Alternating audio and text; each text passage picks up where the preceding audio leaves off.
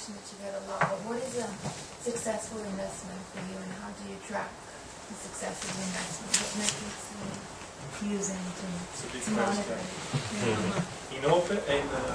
In OPES fund or in impact investing in general? In OPES. In OPES in particular. Well, actually, I think, first of all, identifying business models where we can invest in a sustainable way. Okay? So, you can, although the capital is patient, it may take 5 to 10 years. 5 years probably break even, and 10 years to get the capital back. Having a 2 to 3% return, that's what we target. So, on the financial side, that would be success already. And of course, having it mixed with a clear measurement of the impact. So it's very simple at the end of the day. Go ahead. Well, I think the issue is how to measure the impact, but this is another issue that he provided an example. Then here we can open a huge chapter on how you want to measure the impact, especially because impact is measured differently in each sector and in each subsector. You cannot use the same variable to measure the impact in healthcare or in his business as we measure the impact for a microfinance institution or for a fair trade organization. So, but definitely we want to apply strong metrics about it as well. I work in the renewable energy space, in like micro-portable solar, so very similar to D-Light, which you guys are quite familiar with. And our first round of investment was a lot easier to get 5 years ago. I think about 2 years ago we were looking for round 2. Probably was somewhere between the validate and prepare. Very challenging. Ultimately, I think they found a high net worth individual who is a shareholder, but it's philanthropic giving, essentially. Fast forward, I work in a global foundation now, and I'm very curious. If you see a lot of these new names up there, like Grey-Goes, Bamboo Finance, and whatnot.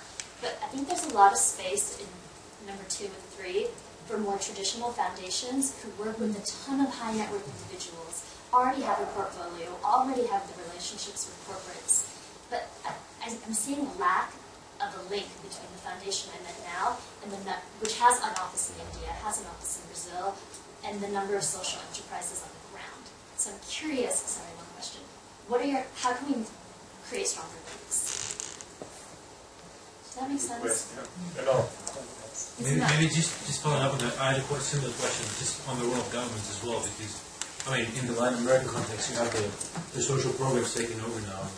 And on the housing situation, the Colombian government, for example, right now wants to build finance 100,000 free houses. And they're actually using social entrepreneurs to do that.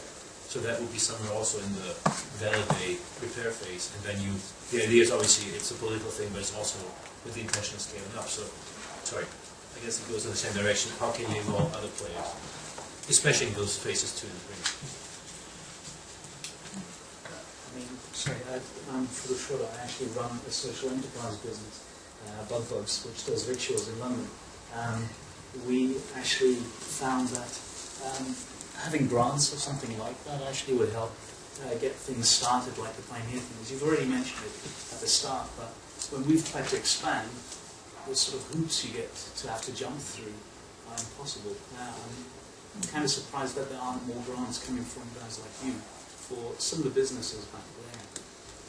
There should be a channel really to throw something back at that first pond and just throw some money at it to see which entrepreneurs will actually get something trading with a very small amount of money, the same as you guys have done, and that will actually create this platform, as the gentleman here really was asking about. Almost like an online list of the best social enterprises. With like an impact rating next to it, a risk rating next to it, and it has this label that's like fair trade, so that high net worth individuals can go. I don't know, I just think that there's something missing in terms of connection. Yeah. How would our foundation in India that works with the high net worth individuals know that your organization exists and that it's fantastic? Look, the short answer would be the missing link is called the market. So the problem is the market is not like an intangible entity. It's demand and offer. Demand and offer is there when you have awareness of things, when you have actors, when you have intermediaries. when you have experts, and when you have the real needs, which is the entrepreneurs, the enterprises, and the buyers. These whole things actually are still missing in the impact investing industry or in social entrepreneurship or whatever you want to call it, because it's a new venture, it's new.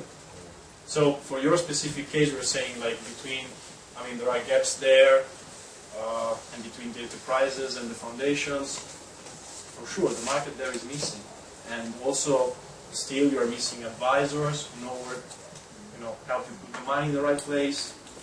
And also, I think this is a small critique, but follow me to do it, is the fact that there are also a lot of players around in the impact investing industry trying to raise money for launching funds in different forms. And that mirrors a lot the traditional investment management industry. This is not a business about making management fees. The point here is to discover the new models that work and help people. And then you want to make money as well, because otherwise you don't prove the model. But, there are fund managers chasing for fees and just want to capture your assets and your money and do the work to get fees. And that's not the right way. But so, the whole infrastructure is missing. So we have a lot to do. I do think you start to see platforms that, surfacing these enterprises, right? Samcap is doing an amazing job in India, and they're trying to get into the regions as well. The big question now is how do you get to the regions? And how do you move away from the big metros? How do you get to entrepreneurs who don't speak English in India? That's a huge need. But I think we're coming back to this issue of just, if you know who they are, even if you knew who they were, how would you get to them? What would you do with them? If your foundation's sitting here, you may have a few staffers in Delhi, but really, how are you going to engage with an early stage enterprise in Andhra or in Bihar? It's going to be very, very difficult. And that's why we're saying actually we need more intermediaries like Opus, people who are actually setting things up to work in this gap. You've got these hundreds of impact investing funds being set up, but most of them saying we're going to take return capital now and offer you, an attractive rate of return. We're saying actually that's not where the need is right now in terms of sector groups. We need more intermediaries who can work in the gap. One last question before we go upstairs. Okay. It's slightly related, but on a different note. I was wondering how familiar you are with, but also what role you see for donor programming in this space.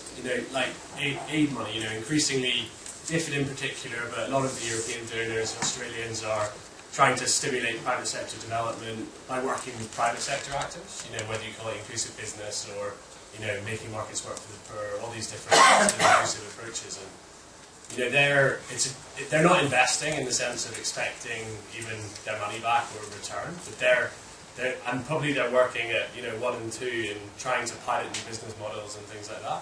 So I was wondering, do you view them, whether they're using challenge funds or other things like that, as distorting the market in a negative way by kind of providing grants or other sort of free services effectively, or do you see that as, if you could improve, it's the same as these points, improve the linkages, that they have a role to play earlier on where they don't need a return. It's effectively similar to philanthropic capital. Yeah. They could play anywhere, and in fact, DFID is playing anywhere. But DFID was necessary to bring about M-Pesa. M-Pesa indeed, right. in many ways. So I'd say DFID is investing, for instance, in return capital. Increasingly, they want to do that. I do think some of the constraints. There's a really important constraint around aid donors, which is it's taxpayers' money. So I think there's always this tension. Doesn't mean they can't do anything innovative and risky, but it just means they've got to have a pretty strong rationale for how you do it. Whereas I think if you're private capital, it's your own money. You can risk it if you want. You can lose it if you want. But actually, and maybe have nothing to show for it, right? Because sometimes there's a price of innovation. But if it's taxpayers' money, there's a bit more constraint around that. But I do think, to your point about M-Pesa, the stuff that aid money can do often is create the conditions for scale. Yeah. So if you think about the barriers to scale that we were talking about, a lot of that is infrastructure, distribution, generating demand for beneficial products. often requires quite a lot of money, and actually that kind of money could come from the aid agencies instead of foundations or investors. Great. On that note, thank you very much to everyone for coming out here. Let's go upstairs and have some drinks and continue the conversation.